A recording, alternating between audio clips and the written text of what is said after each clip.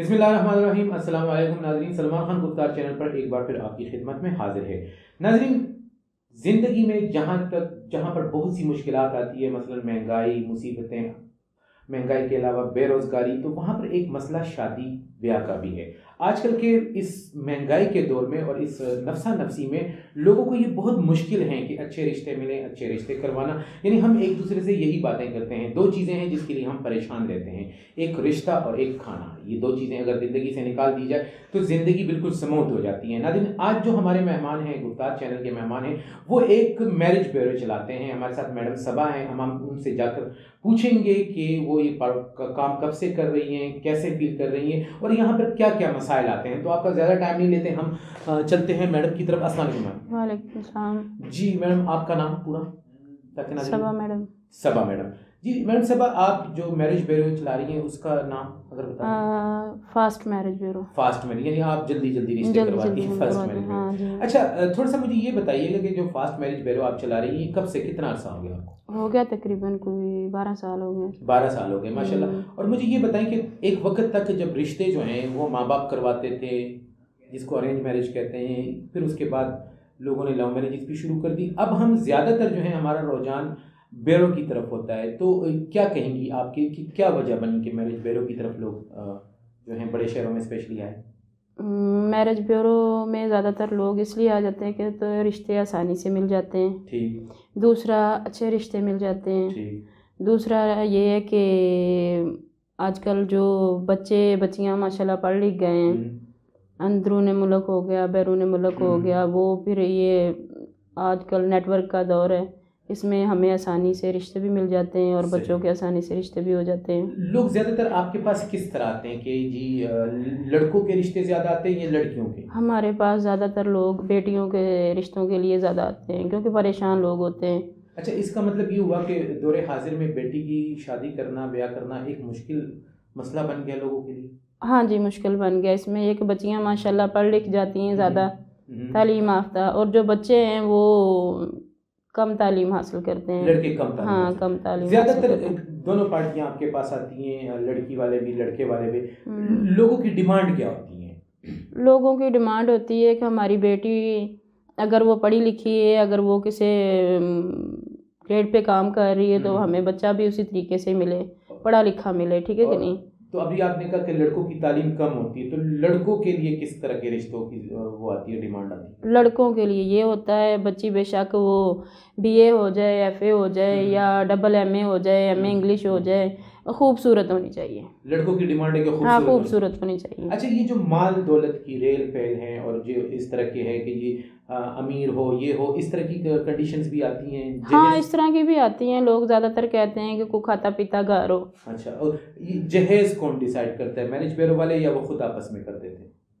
ये वो खुद ही आपस में कर लेते हैं। हमारे पास जो होती है ना, जो उनकी प्रोफाइल आती है ना, बनी होती है जो, उस पे ऊपर लिखा होता है कि कोई जहेज अफोर्ड करते हैं, कोई नहीं करते। कोई जो बच्चे नॉर्मल होते हैं या किसी को बच्चा अच्छा मिल गया, वो जो लड़की वाले होते हैं वो कहते हैं लड़का खूबसूरत है, जवान है, माशाल्लाह यंग है, हम इसको खुद सपोर्ट करके ना कहीं अपने लेवल पे ले आएंगे। बस लोग तो इस तरह करते हैं।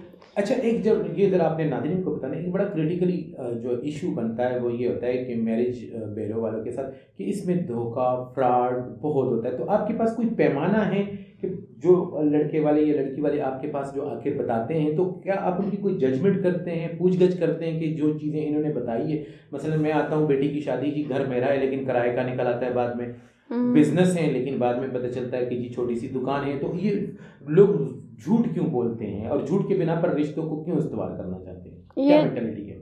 ये जो होता है ना, झूठ इसी वजह से होता है, जिसकी छोटी सी शॉप है ना वो भी कहता है हमारा अपना बिजनेस है। ठीक है। हाँ, तो लोग बिजनेस, वो छोटी सी शॉप को भी बिजनेस समझते हैं। ठीक है कि नहीं? एक तो बिजनेस हो गया, बड़ा बिजनेस हो गया, तो इस वजह से वो लोग कहते हैं हम बिजनेसमैन हैं, हमारा ये। आजकल लोग जो है ना वो इसी चीज़ को, छोटी शॉप हो गई या कोई प्रॉपर्टी का हो गया या कोई जो भी है, उसको भी बिजनेस कह देते हैं। उसको भी बिजनेस कह देते हैं। और वो आगे जाके फिर वो पता चलता है कि कुछ ये तो शॉप थी, छोटी शॉप थी, जनरल स्टोर था इनका, या कोई इनकी प्रॉपर्टी थी, इस तरह का उनका होता है। अच्छा, मुझे एक और चीज़ बताइए कि जब रिश्ता करने आप लोग के पास आते हैं और जब ये झूठ सच जो भी बोलते हैं वो तो चलो उनका वो होता है, लेकिन बाद में मेरा क्वेश्चन ये है कि जो रिश्ते होते हैं, एक लव मैरिज होती है, एक अरेंज मैरिज होती है। अरेंज मैरिज में हमने देखा कि तलाक़ें कम होती हैं, रिश्ता तो आपने करा दी। जो आप लोगों के ज़रिए से दो ख़ानदान आपस में मिलते हैं, आपकी खदमत हल करते हैं, उसमें तलाक़ की रेशो ज़्यादा है कि कम है?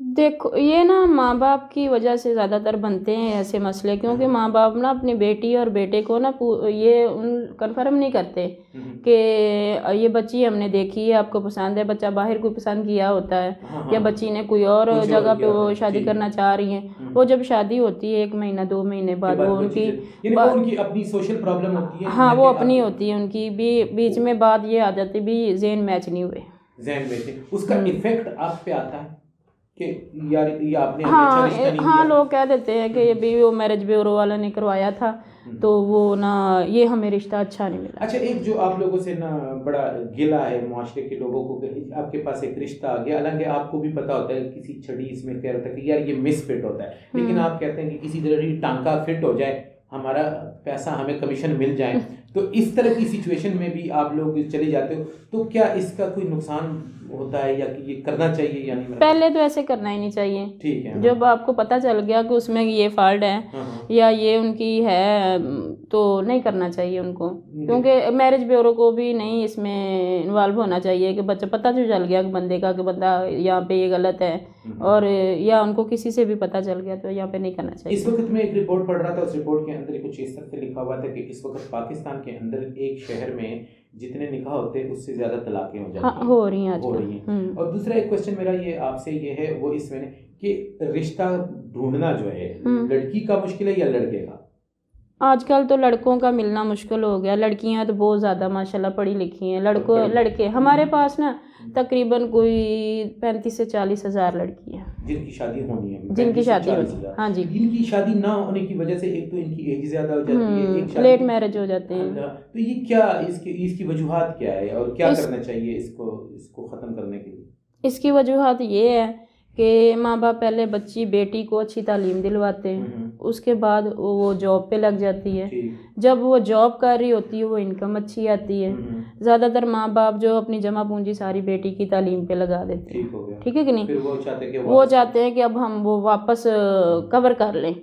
ज़ाहिर है जो बच्ची जॉब कर रही होती है वो ना एक जहेज़ बनाना शुरू कर देती है, बेशक वो माँ बाप इस्तेमाल करें उसकी पे इनकम या ना करें, वो फिर ये है कि वो अपना जहेज़ बनाना शुरू कर देती है। जब वो जहेज़ बनाते बनाते वो लेट मैरिज हो जाती है।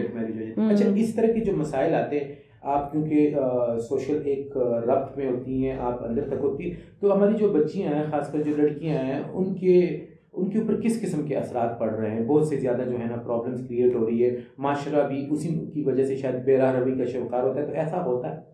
हाँ, ऐसा होता है। जब आती हैं फैमिलियाँ आती हैं देखने के लिए, और जब बच्ची को रिजेक्ट कर जाते हैं, जाहिर है फिर वो बच्ची के ऊपर अच्छा असर तो नहीं पड़ेगा ना। आपने एक क्वेश्चन की बात बताई, रिजेक्ट कर जाते हैं। रिजेक्शन जो होती है, लड़की की हो या लड़के की हो, ज्यादातर लड़कियां रिजेक्ट होती है या लड़के होते हैं? ज़्यादातर तो लड़कियां होती हैं। अच्छा, लड़कियां जब रिजेक्ट होती है तो उनको जो वो पार्टी करती है, तो उसकी वजह क्या बनती है? वजह ये होती है कि बच्चियां जो होती हैं ना, वो एक तो फिर वो जब जॉब करना शुरू हो जाती हैं ना, ये एक हेल्दी हो जाती हैं। अच्छा, यानी कि उनका लुक कह लिया, पेरेंट्स कह लिया, खूबसूरती, जिस्मानी, ये सारी चीज़ें वो। हाँ, बाज़ जो होती हैं बच्चियां वो अपनी केयर नहीं करती। ठीक है। बाज़ माँ बाप जो है वो ज़्यादातर उनसे काम की वजह से या वो जॉब की वजह से वो अपना भी ख्याल नहीं रख पाती। ठीक है, बिजी रहने की वजह से। जो रिश्ते जो आपके पास आते हैं वो ज़्यादातर मिडिल क्लास के होते हैं, अपर क्लास के होते हैं या लोअर क्लास के? ज़्यादातर ये हर तरह के, हमारा एक तो मैरिज ब्यूरो देखो तो वो लोग आते जाते हैं, इसमें सभी आते हैं, ठीक है कि नहीं? इसमें मिडिल क्लास के लोग जो है ना, वो थोड़ा सा ये करते हैं कि उन्होंने मैट्रिक की करवाई, FA करवाया, शादी कर दी, ठीक है, अच्छी ज़िंदगी वो गुजार रहे हैं, ठीक है कि नहीं?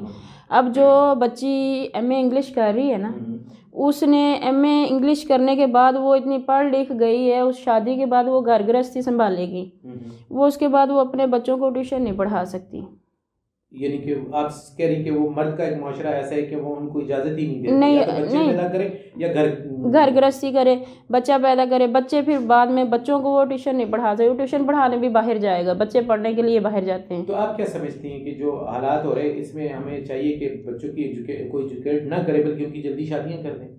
नहीं, जो हालात जा रहे हैं वो तो ऐसे ही करना, मैं तो वैसे ही कहूँगी बच्चियों को पढ़ाओ लिखाओ, बहरहाल वो उनकी तालीम क्लियर होने के बाद फौरी उनकी शादियाँ कर दो, यानी बच्चियों को पढ़ाओ तालीम क्लियर हाँ, होने के बाद उनकी शादियाँ कर दो। क्यों? एक तो वो उनके प्रपोजल अच्छे आ जाएंगे, ठीक है, दूसरा वो आगे ज़िंदगी थोड़ी सी अच्छी गुजार लेंगे। जो बच्ची 30, 32, 35 तक चली जाती है ना, वो लेट मैरिज हो जाती है, ठीक है। अब 40 साल की हमारी जो बैक ज़िंदगी गुजरी है ना, उसमें 40 साल की औरत एक नानी और दादी है, ऐसा ही है, बिल्कुल, ठीक है कि नहीं।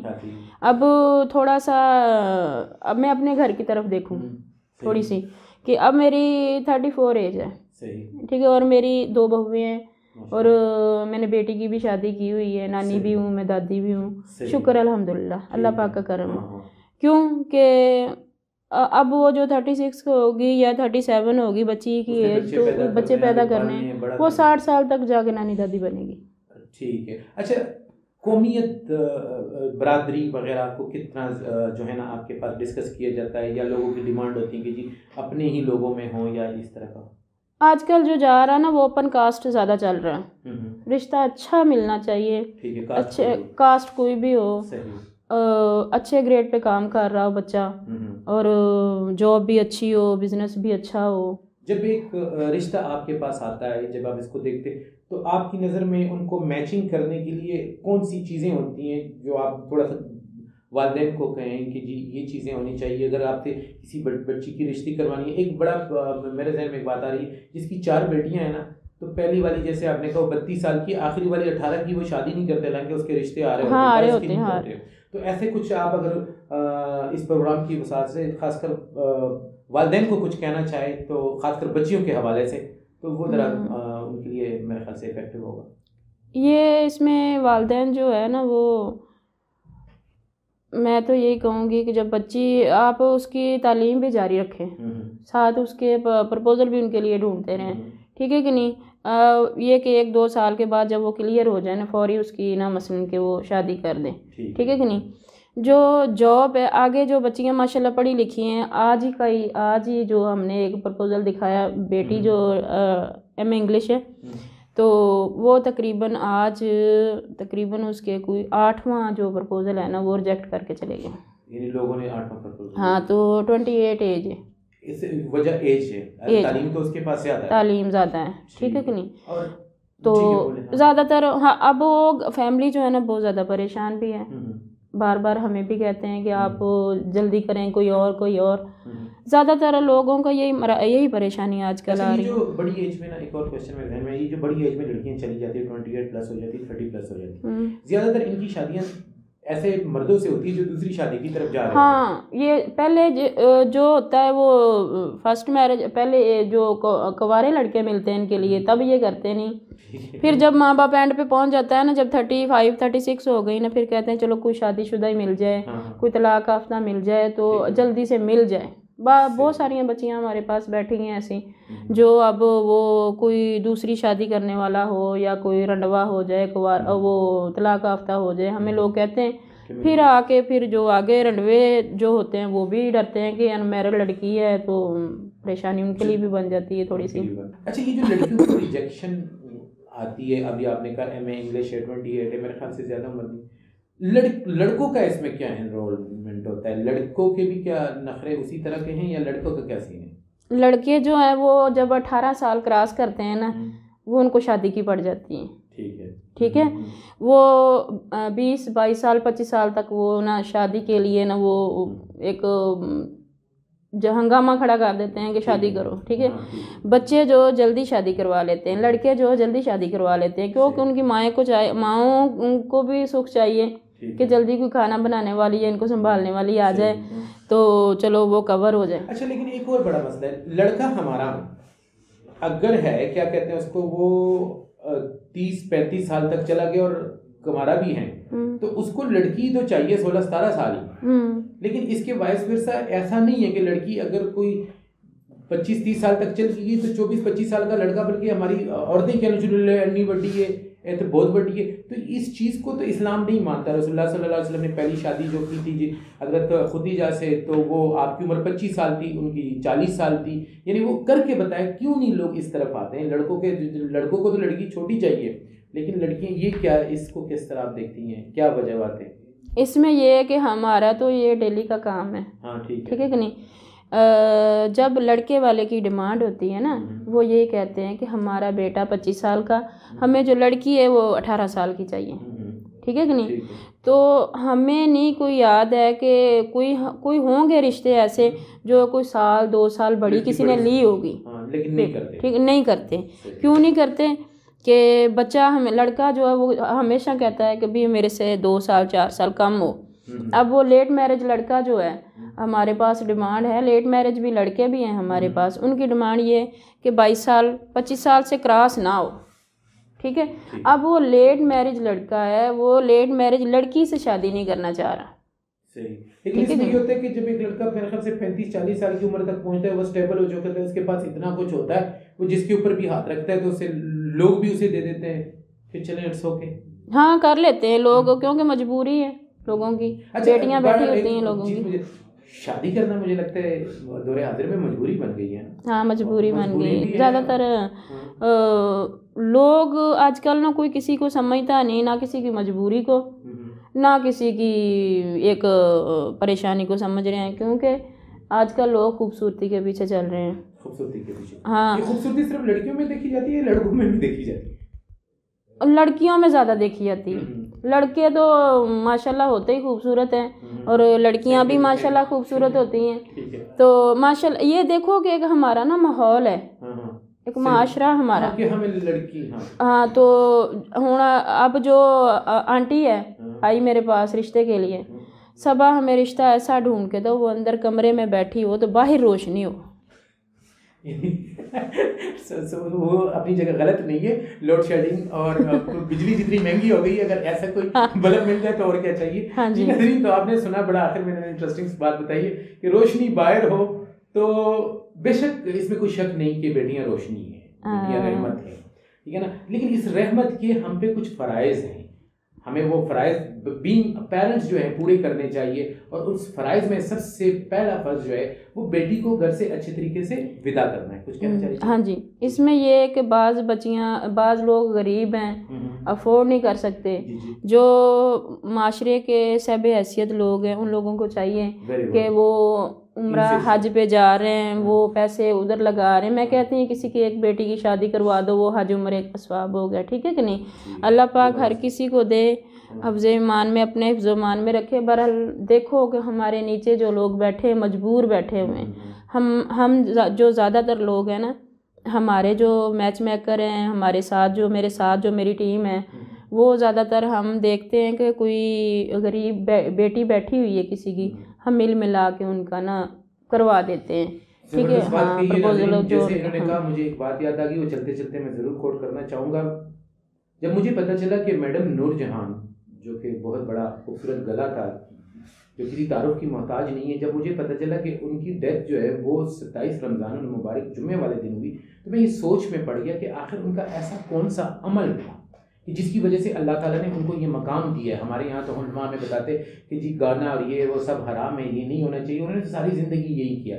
लेकिन जब मैं उसके एंड तक गया और मुझे पता चला कि ऐसी सैकड़ों बच्चियाँ हैं जिनकी उन्होंने शादियाँ करवाई हैं, माशाल्लाह वो अपने घरों में खुश हैं, तो यही वो वजह है कि अल्लाह ताला ने उसे इस दुनिया में भी वो मकाम दिया। और यकीनन हम इस बात पर यकीन रखते हैं कि आखिर में भी जाके, तो मुझे मैडम साहबा की ये बात बहुत अच्छी लगी कि अगर हम में से साहिब हैसियत लोग जो हैं, साहिब माल जो हैं, अगर वो उम्रे हज करते हैं और दिखावा करते हैं इन चीज़ों पे, अगर वो खामोशी से अपने इर्द में किसी एक बच्ची की शादी ही कर ले, तो ये बहुत बड़ा आप समझ लीजिए कि सवाब का काम भी है, कार खैर भी है। इंशाल्लाह आइंदा किसी और प्रोग्राम में मिलेंगे।